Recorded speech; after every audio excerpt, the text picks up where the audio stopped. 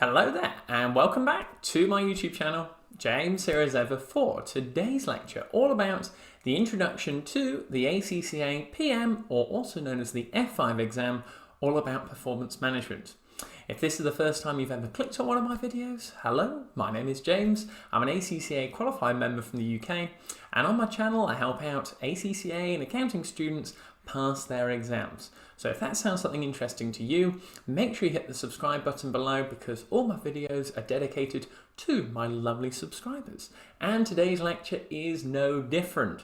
So as you can see on the screen, I'm going to dedicate today's to Dipti out there. Thank you so much for your comment asking about which exam to start first, and I would recommend the actual F5 paper, so performance management we're going through today. And in today's lecture, as I said, we're going to walk and talk you through all of those key elements. So thank you, Dipti. And if you've got any questions yourself, leave them in the comments below. I answer them all. I'm more than happy to help. So to get started today, we really need to look at the actual syllabus for PM. And it's broken down into some nice, easy sections, A to F, that you can see on the screen. We've got the first one about information technologies and systems for organisational performance. And what you need to be considering there is all about information, the sources, how we manage it, the actual systems themselves, and the data analytics. This is what you can expect in this syllabus and in the exam from that area for Part A. For Part B, we've actually got specialist costs and management accounting techniques. This is where your knowledge from your previous management accounting, that's the F2 paper, will come into play, where you'll be considering aspects like activity-based costing, target costing, life cycle costing on there, real key elements that you need to be aware of for this exam, with throughput accounting on there, and environmental accounting has also been tested. Next we come on to section C in the syllabus, which is all about decision-making techniques. Again, a highly tested area. More about the actual costs now, so think about cost volume profit analysis, that's CVP. Relevant costing is another area they like to test, and also you have other areas such as limiting factors and pricing decisions. So you've got a real variety within this actual module that you need to be aware of, and the whole syllabus can be tested. Next, as you can see on the screen, we've got performance measurement and control for Part E, and this is where you can be tested on different sectors. So for your notes, you'll need to get down the private sector, the public sector, and also not-for-profit as well. That is another key area. Along with, additionally to that, the stakeholder impact is also regularly tested, and also pricing strategies and transfer pricing. So a wide array of things to be aware of for section E in the syllabus. And finally, and not least on there, and we've got employability and technology skills at the end, so just at the bottom there. And this is all about information, so it links into syllabus area A, and how we can actually access and how could information be potentially manipulated. So this is where you need to actually present it effectively. This will be tested in your computer-based exam, and this is how you'd actually utilise the functions to take that information and relay it to the marker. So that just nicely takes you through the key elements of the syllabus, and all the details that I've gone through today. I'll put a link in the description below so that you can access them all. Now, coming on to the actual CBE exam format. So that's the computer-based examination, which the majority of you will actually be sitting. And again, if you're actually doing the paper-based exam, make sure you actually check on ACCA's website if for your country there are any differences, but the majority of students will be doing the computer-based exam. So the up-to-date version of this is you have 3 sections, A, B, and C, as you can see on the screen, and that's broken down into different ways of actually testing you ahead of your PM exam. So firstly, in section A, we've got 15 objective test questions, all 2 marks each, all multiple choice. Then when you go on to section B, you're given actually 3 case style questions on there, which each contain 5 objective test questions again, so multiple choice. These are marked both by the computer, and all 2 marks each. So you're given 3 cases on there.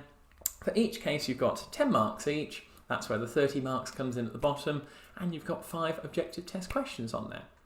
And finally, and again not least at the end, we have section C for 2 constructive response scenario questions now, and classically this is the most difficult area of the actual syllabus and examination, should I say, Well, this is where we get the total for 100 marks. So you're going to have 30 in section A, 30 in section B, and 40 in section C, which brings us to the total of 100. Now, coming on to the actual exam itself, how can we actually best prepare you and so you know what to expect? Well, the examination is 3 hours long, 180 minutes. At the start of the exam, you are given 10 minutes reading time. This isn't like in the past where it was the actual paper-based exam where you're actually given reading time. This reading time here is all about going through the instructions. So once you actually hit the start button, that is where you go straight into the 3-hour exam. Again, if you are doing the paper-based exam, check with ACCA if there are any time differences on there, but that's, you can log into your online account to check. As we touched on before, section A and section B are all objective test questions. So what that means is a computer will be marking your answers for this. So it's really key that you pay attention to all the different units and metrics. Then for point 4, we also have on here, section C are answered on an actual spreadsheet, and we actually have a word sheet on there. So this is really key for your notes to get down that an actual marker will be marking this area. So making sure you're showing all your workings from start to finish as you go through. If this is the first time you've actually looked into ACCA, or it could be your first exam, you will need to achieve a pass mark of 50% on this exam. And just so you're aware, from a ballpark region, the average pass rate for this exam is 40%. So in other words, what that means is for every 100 ACCA PM students that sit in the exam, 40 of them will pass on average. So a really tough exam, as we see. But this is why I include on my slides as ever some actual exam tips to take away from this lecture today that could really help you out from my experience. So first of all, we've already gone through those different areas of the syllabus, and it's just really key that you understand that all of the syllabus can be tested. You can't question spot on the performance management exam. You could get little nuggets of information in section A as a sort of multiple choice. And again, on section C, you can actually have a wide variety from different areas on there. We've got on there for actual section C, we touched on it before, that this is actually marked by a person, an actual ACCA qualified marker. So showing all your workings, the process, all the narrative, this is really key so that you can pick up on what is called your own figure marks, and you actually pick up on working marks. So for example, if you made a mistake at the start of your calculations, these would all be carried through so you wouldn't miss out on as many marks. The best thing you can do is get down as much as you can, and I've touched on there for point 3 for the exam time management. Classically and always in the external examiner's report, students run out of time, and if you're only answering, say, 85 marks or 90 marks of the exam, well, you've already given up 10%. What you need to be doing is working at a basis of 1.8 minutes per mark. So that's taken from, we've got 3 hours, 180 minutes, divided by those 100 marks, hence giving us 1.8 minutes per mark. So you can get a good judgment when you're going through the exam when you need to move on, so that you're not actually leaving any requirements completely blank. But speaking of requirements on here, fully understanding the requirement and what the actual marker is asking for is such a key thing in this exam. Firstly, as well, because we've got in sections A and B, you've got to understand what they're really getting at and from which area of the syllabus, making sure that we're answering it correctly, and also picking up on any sort of outliers or anomaly answers that really can't be right. They're designed to actually distract you. Whereas coming on to actual section C, you will see in lots of the actual past papers online and practice questions. So if you need any study text, what I've done for you as well is I've put a link in the description below. That will definitely help you out getting the most up-to-date text. And what it means on there is section C is really broken down to, well, you've got to explain and analyse, or actually discuss the actual pros and cons. Well, if you only talk about the pros, half of the marks are already gone because you've not talked about the cons. So really, really key to fully understand the actual requirement and to actually give an answer that actually answers all of the requirements.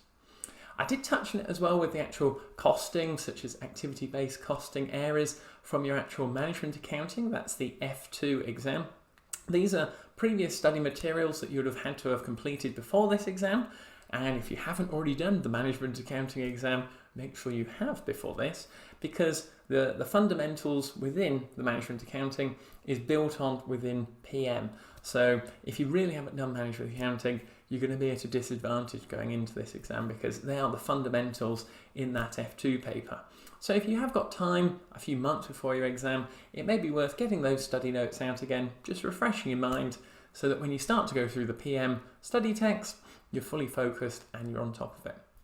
And finally, as you can see at the bottom, we've actually got the CBE practice platform and past papers on there.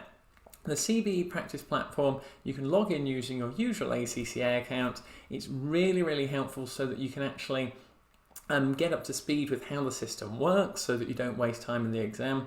And the past papers are so critical because they're all linking into section C.